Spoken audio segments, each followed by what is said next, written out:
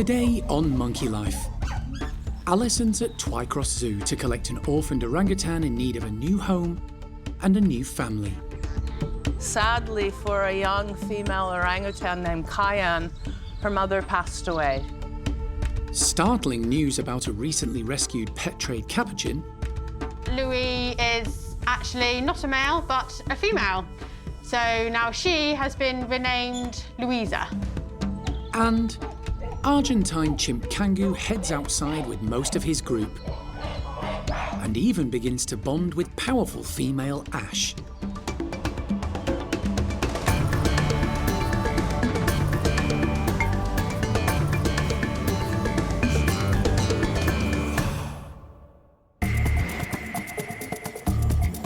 Monkey World in Dorset, buried deep in the English countryside, is the largest sanctuary of its kind on the planet. The team, led by Dr. Alison Cronin, rescue and rehabilitate abused and unwanted primates from all over the world. There they are. It's so amazing. They look really fit and healthy. All good. The park provides a home for more than 260 primates from 25 different species.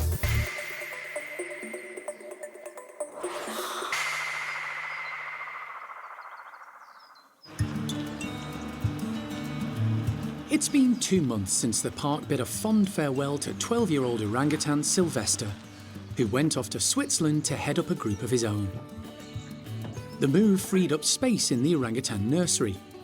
And this morning, Alison has arrived at Twycross Zoo in Leicestershire to collect a youngster in need of a new home. Bit of a strange one. I mean, in the last few years, our orangutans have been coming from further across Europe, but sadly, for a young female orangutan named Cayenne, her mother passed away. So we've just come to Twycross to pick up Cayenne this morning and then get her back to the nursery and in with our guys, where a new stage in her life will begin. Hi, I'm Alison. I'm Amanda. Pleasure, it's Alan. Cayenne's mum passed away just over a year ago, but moving her to Monkey World had to wait until Sylvester left for his new home in Switzerland. Cayenne was born at Twycross, but since her mother's death, the team there have been unable to reintegrate her with the rest of the family. For the last 12 months, she's been living on her own, although with mesh contact with the others. She's very much been around other orangutans for her whole life so far, whether it's been through mesh contact or actual physical contact. So she's very much met adult males before, adult females, youngsters. She can be very playful, so she will want to play with individuals when it's on her terms. So being around other young orangutans will be quite fun for her. I think she's very intelligent, so she's going to probably sit back the first little while and observe everyone and then find her footing. But yeah, she's going to be very established, I think, and sassy. Yeah. Cayenne and the rest of the orangutan family at Twycross had been taking it in turns to use their outdoor enclosure, which wasn't ideal. Her move to Dorset will allow them full use once more. For our orangs, it's just going to mean so much that they can have that extra space, and for our youngster, he's going to really flourish now that he'll have that opportunity. Alison's keen to get as much information as possible about Cayenne. So any weird issues or anything ever with anesthetics? And on the way to the orangutan house, she checks in with two very familiar faces. Bubble and Squeak, a pair of common marmosets rescued and rehabilitated by Monkey World more than 10 years ago, moved to Twycross to free up space for the constant stream of pet trade rescues arriving at the park. It's nice to send Steph and the team an update that Bubble and Squeak are still here and looking pretty feisty. I mean, I'm getting eyeballed. I don't think it's because they necessarily recognize me. At the orangutan house, Cayenne is now safe and secure in her travel crate for the journey to Dorset. And she'll have a familiar face travelling with her. We've got one of the keepers coming down with her, so she's going to have a friend and somebody she relies upon for the next 4 or 5 days. And then it's over to Oshin, Bulu, Rika, and Mimi. And everybody's gonna have to play nice, so we're all crossing our fingers. The heavy crate is loaded into the van and locked in place. Cayenne has plenty of food and water on board for the journey. Box is secured into place, everything's good, so I think we're gonna try and hit the road now so we can get down to the park before it's too late and get her settled into the house. Very exciting, and she's good. Angry, but good. If anybody wants to go around here, please do. All that's left is for the team at Twycross to say their goodbyes. She has been fantastic this morning. She went in the crate, no bother, was more than happy. She's a little bit disorientated with what's going on at the moment, but I'm sure she'll settle down very quickly and be fine. She's still willing to take food from us in there, shock horror, so I think she's going to be fine, and very happy for her, but also very sad to see her go. With a 4-hour journey ahead, Alison's keen to get moving. Okay, come. Next stop, Monkey World, where a whole new family is waiting for Cayenne.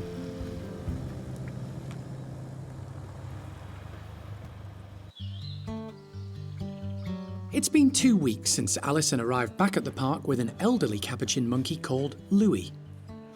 His limited mobility meant his first few days were challenging. Louis had been kept in a small cage in his previous owner's kitchen, with just mesh sides to move around on. The previous restrictions, plus the fact he's missing his right arm below the elbow, meant getting used to more space as well as branching and hosing was daunting for the 28-year-old capuchin, and he barely moved from his perch. But in the last few days, he's turned a corner, and the primate care team have also made a startling discovery. So Louis been with us a couple of weeks now. He's doing really well after not moving from his one platform for a few days. He's started to explore now, moving between bedrooms, which is really nice to see. We've also made quite a discovery in that Louis is actually not a male, but a female. So now she has been renamed Louisa. Louisa has spent the last 2 weeks at the Capuchin Lodge, home to Erico's group of 13. Come on, you can do it. To encourage Louisa to move around and explore her new surroundings, the primate care team have been gradually introducing her to some of the lower-ranking individuals within the group. And it's had a positive effect. Once she started moving around a little bit more, she's really into her food, which is absolutely great, but she's also really interested in the other monkeys in the house as well. She'll come to the front where she can sort of look over and see the other individuals, so I think she wants that companionship. She's just a little bit nervous, which is understandable because she hasn't had that for so long. Louisa has been spending a lot of time with Caesar. He's also an ex-pet trade capuchin, and a very calm individual. The pair are getting on well. She's also met Ringo and Binti, who are near the bottom of the group's hierarchy. And a couple of days ago, she was introduced to the top man, Erico, who basically ignored her. He's met her, there was no trouble between them, so hopefully we'll just continue and gradually work on the more dominant animals. It's a steep learning curve for Louisa. She's spent most of her life alone and now has to learn to deal with all the different personalities and capuchin etiquette that comes with being integrated into a large group.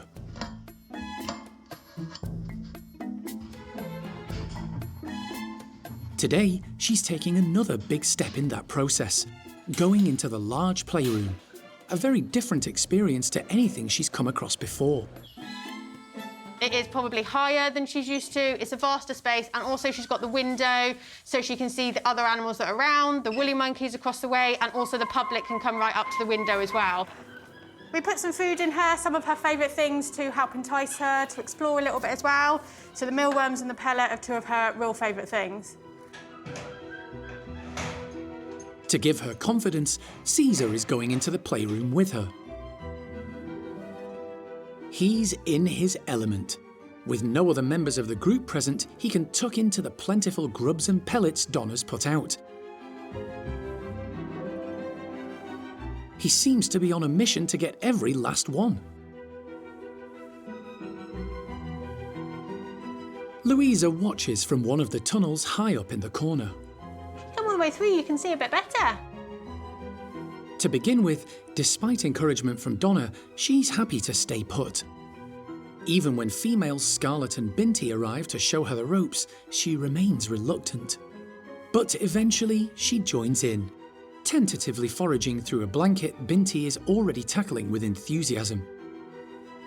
It's going to take time and patience, but Louisa is making progress and on her way to becoming a fully integrated member of a large capuchin group for the first time in her life.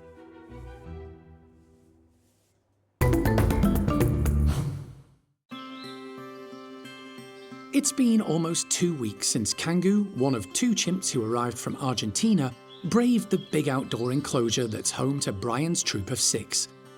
Since then, he's made great progress, getting stronger and more confident. He's now living indoors with all his new housemates, apart from Rodders, who still hasn't come to terms with the new arrival.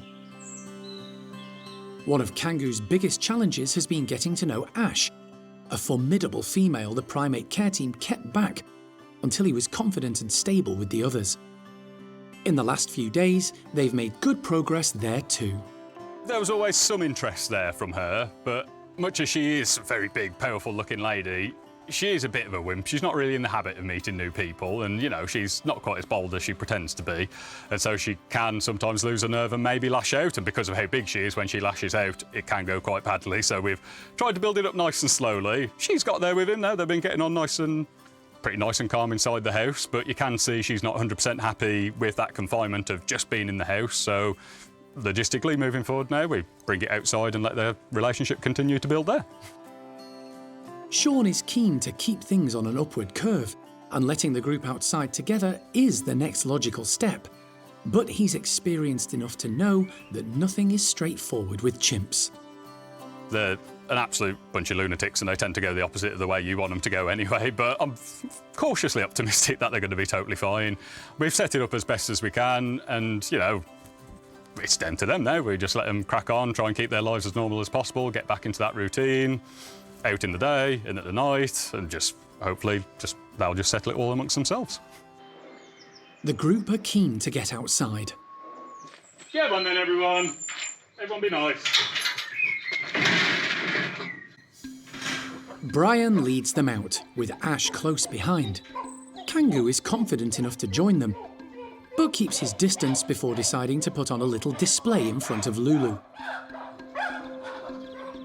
No, I wouldn't start on Lulu.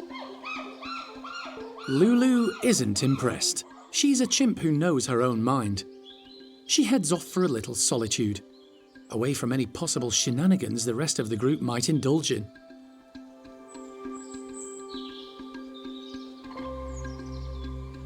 Kangoo has struck up a strong friendship with Brian and follows him everywhere. But the newbie still isn't comfortable up on the high platforms and sticks to ground level for now. Kangoo's arrival has heralded a big change in Brian. He still has a few agitated episodes,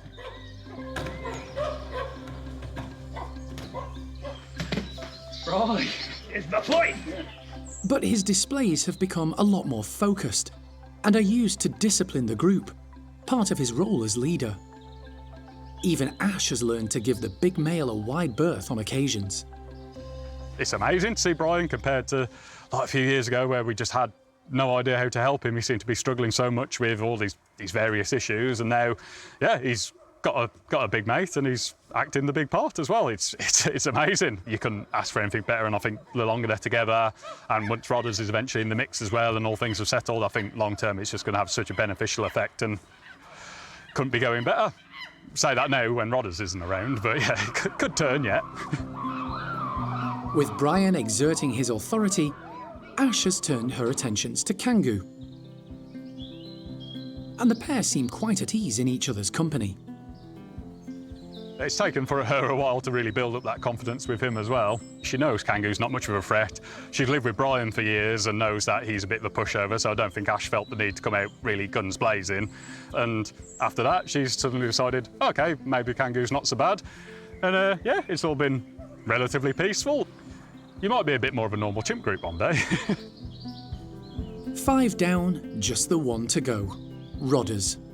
The team hope the temperamental teenager will come round eventually and the group can settle down as one happy family.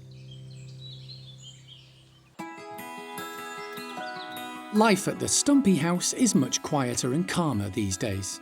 The 3 remaining stump-tailed macaques, Toto, Freddie and Sylvie, are doing well. They all appear to have accepted their place in the hierarchy, and it's working. Today, Karen from the primate care team is going to give them a bit of a treat. We've got big pine cones and they're filled with frozen treats. We've got banana, blueberries, blackberries in some of them. So then they've been put in the freezer, so they're a bit frozen. That makes it a bit tougher for them to get it out, otherwise it's a bit too easy. It's really nice because it's been really warm recently, so on a nice sunny day, it's really nice to have a bit of a frozen treat. We all like our old ice lollies, don't we? So this is just a healthy version for the Stumpies. Over the years, weight management has been a priority for the Stumpies. They're only given fruit in their diet 3 times a week because of the high sugar content. But everyone deserves a treat now and again. It won't be easy for the trio. The fruit has been mashed up and frozen in the pine cones, and Karen is placing them all over the enclosure, some in hard-to-reach places. Sylvie's quite agile. She's our youngest, she's our only female, but she's pretty agile. So we'll see. She might not even spot that one, but if we pop it there, and hopefully, fingers crossed, give her something to do. Use those legs. Go on, Stumps!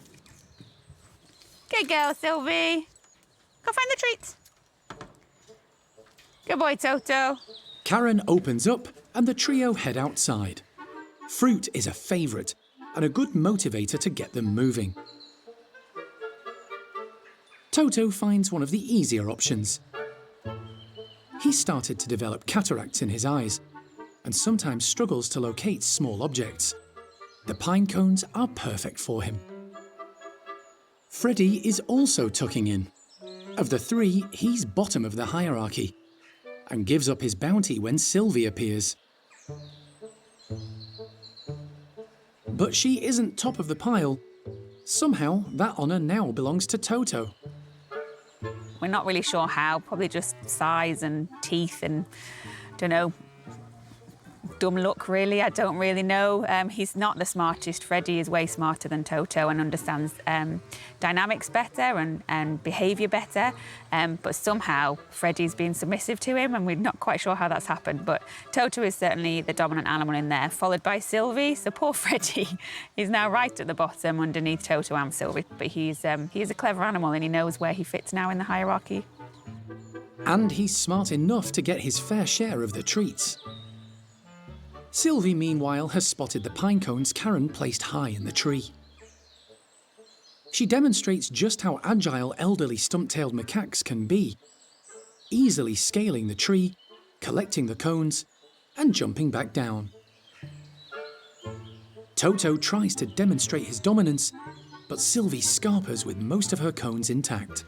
Oi, Toto. Meanie.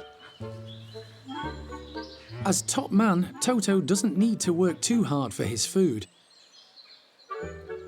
It's always a challenge finding the right kind of enrichment for the Stumpies, but today's frozen treat has proved a hit.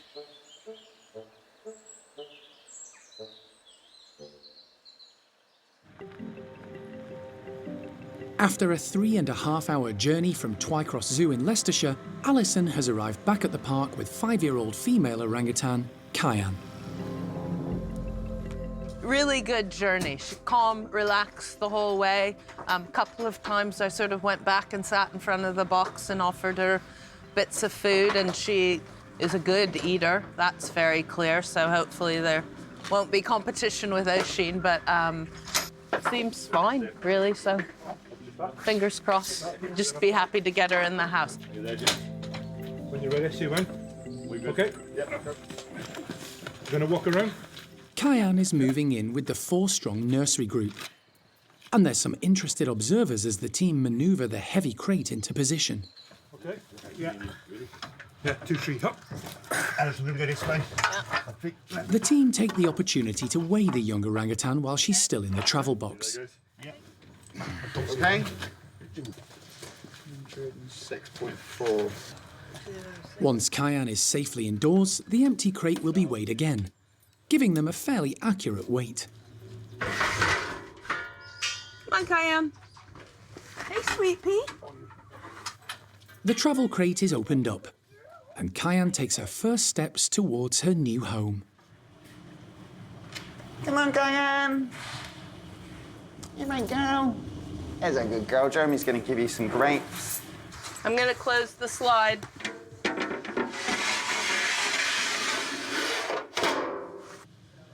Inside, Jeremy and James are waiting with a few healthy treats.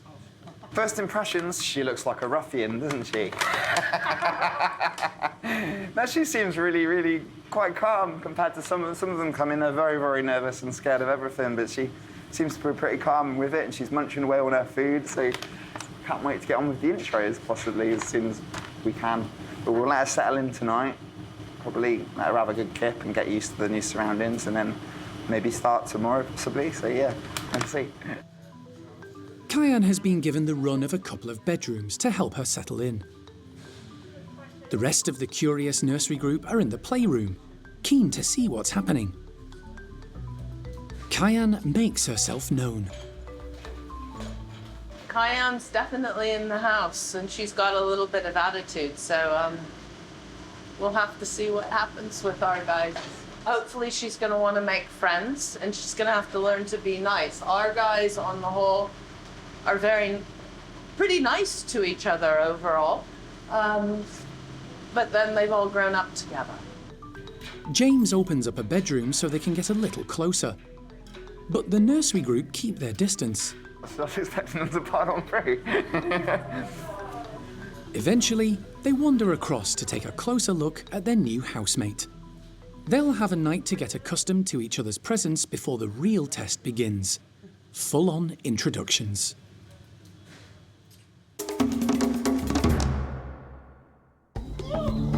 Next time on Monkey Life. Alison heads north to rescue a pet trade squirrel monkey, who proves to be something of an escape artist. No, I don't. Look at this.